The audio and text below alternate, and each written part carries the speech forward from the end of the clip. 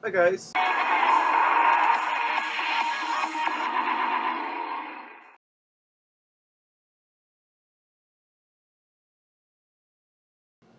Alright guys, so this week on The Den we're discussing our local gay history. Now initially what I wanted to do was the local gay history of Niagara, and when I looked into it, there's just a whole history of a gay bar opening, being open for a year or two, closing, and it's just like a cycle that just keeps repeating. So there's not really that much as far as gay progress in the Niagara region. We do have our local pride, Niagara Pride, so that didn't work out. So my second idea was that I was going to have my aunt come over and show my local gay history as far as my family. As I've said in past videos, my grandmother was a lesbian, my aunt's gay, and my aunt was sick this week, so I didn't get a chance to go through the family photo albums. And trust me, there's lots of photos from the 50s and 60s, old black and white photos of the gay get-togethers that my grandmother used to have with all her friends. And so there is lots of that, but unfortunately you won't be seeing that this week. So this week I am going to do it on the traditional two spirits. It was the original gender role from the Native Americans, and it was actually practiced by many tribes and nations all across North America. The gender role for the two-spirited community is very similar to gay, lesbian, bi, transgender, queer community. But the way that we viewed it was slightly different. It was actually more of a gender role and less about the external, less about the sexual aspect of it. It had more to do with your spiritual being, and it was believed that men and women who were born with two spirits showed characteristics of both sexes. For example, they would perform ceremonies, and it was slightly different from tribe to tribe and nation to nation. So the way a lot of it worked was that when a male or female reached adolescence, they would notice certain aspects of their characteristics, or sorry, notice certain aspects of their personality. And for example, traditionally the men were the warriors, the hunters, the gatherers. The women more had more like the traditional roles, such as like pottery, basket weaving, cooking, taking care of the elders. So when a male showed interest in like pubescent age, showed interest in like basket weaving, cooking, stuff like that, they were considered a two-spirited person, and they would be raised in whichever aspect they were more comfortable in, be it male, female. So this also transcended a lot of cultural beliefs. Typically, the two-spirited person in a tribe was often revered and honored, and it was the role that between the male and the female, they brought the closeness. They were the ones who were the communication between the males and the females when there was any sort of conflict.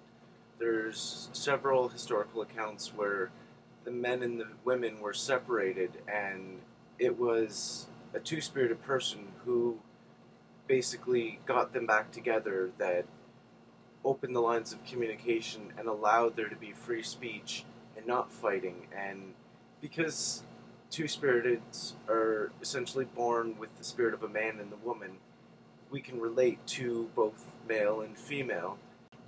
Now, there are definitely different views when it comes to two-spirited, and it definitely varies from nation to nation, tribe to tribe.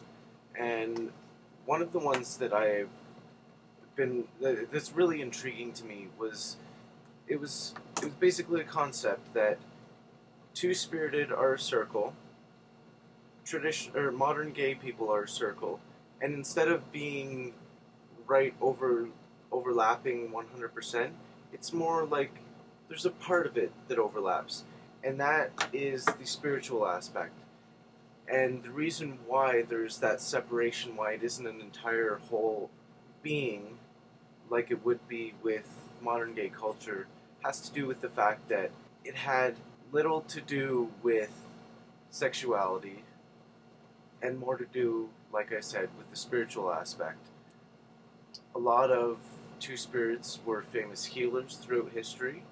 A lot of two spirits were famous potters. One of the One of the most famous potter, weaver, blanket weaver, basket weaver was actually Weewa.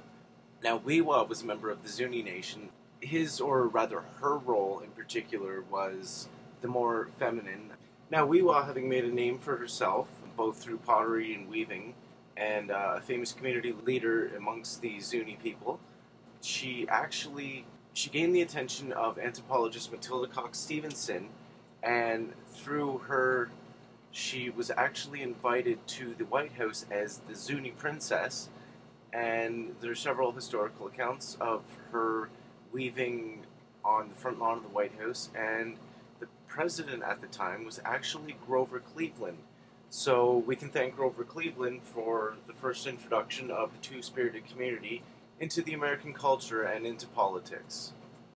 Now, one of the most major separations between modern gay culture and the two-spirit tradition, it has to do with ethics. Now, the ethics also relates to the spiritual aspect of two spirits, and by that I mean two spirits were raised in traditional spiritual roles, and often two spirits would not mate with somebody else. They would be alone for the rest of their life.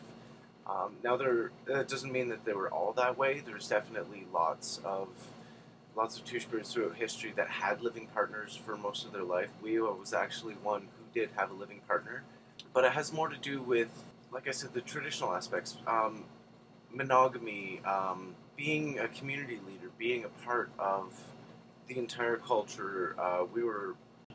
Now, often you'll hear two spirits referred to as Berdache. Berdache is actually a European word that was brought over and used to describe two-spirited individuals, and it was actually considered a sin, as Christianity was the main religion that had been brought over by the Europeans. So when the Europeans came over and seen the two spirits, and there was often communities, just full communities of all two-spirited individuals, they referred to them as Berdache, and it was no longer considered an honored role because it didn't fit in with the views of the European settlers that had come in and taken over the land in the area. So the Berdache, amongst other native individuals, were actually rounded up and brought to residential schools where they were basically, the Christianity life or the Christian life was thrust upon them, and they weren't allowed to speak their native tongue. It was basically a reform from the native ways into the good European Christian ways. And with that, we lost a lot of culture, and I personally feel the gay movement actually took a major step back at that point, because it was such an honored and revered role in the community and such a respected role. It was important, and it's taken a couple hundred years, but we're finally getting back to that point. Now, we were allowed to marry. There was never an issue with that. Two spirits were allowed to marry other two spirits. Two spirits were allowed to marry non-two spirits. So that's it for the two-spirited segment. I'm proud and honored to say that we finally got some major progress going with our movement, and I actually received this flyer this morning from my aunt.